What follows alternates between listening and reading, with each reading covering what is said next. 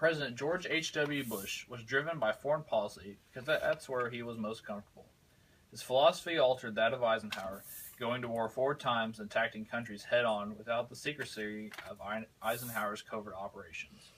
Bush utilized his military to its full capacity, where Eisenhower's covert operations were completed only with a handful of soldiers. Harry S. Truman immediately stepped into a foreign policy maelstrom. The Soviet Union had begun an ominous push for control of Eastern Europe and across the world. War raged on in Japan. To complicate matters even further, this former Missouri farmer would soon control the most terrible weapon the world had ever known. Truman learned about the atomic bomb soon after becoming president. Now he agonized over whether to use the weapon against the Japanese. To do so might end the world quickly and minimize American casualties, but thousands of Japanese civilians would die. In June, a committee appointed by the president recommended using the bomb. Truman concurred. President George H.W. Bush, as the 41st president, serving in 1989 until 1993, brought to the White House a dedication of traditional American values and a determination to direct them towards making the United States a kinder and gentler nation in the face of a dramatically changing world. He appointed James Baker as Secretary of State in 1989.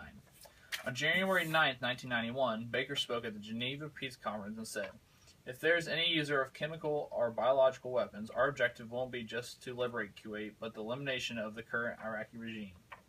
Later, he said that his intent was to threaten a retaliatory nuclear strike on Iraq. He helped construct the 34-nation alliance that fought alongside the U.S. in the Gulf War. Bush appointed Colin Powell to be the chairman of Joint Chiefs of Staff in 1989.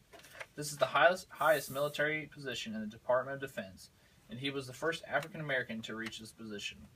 He became a national figure during Desert Storm and Desert Shield. He created the Powell Doctrine, which was a strategy which used overwhelming power and forces to maximize success and minimize casualties. He was a great man for this position because he understood war and knew the effects it had. During the Cold War, we wanted to stop the spread of communism in Latin America. Manuel Noriega, a native to Panama, started working in the CIA in the 1960s.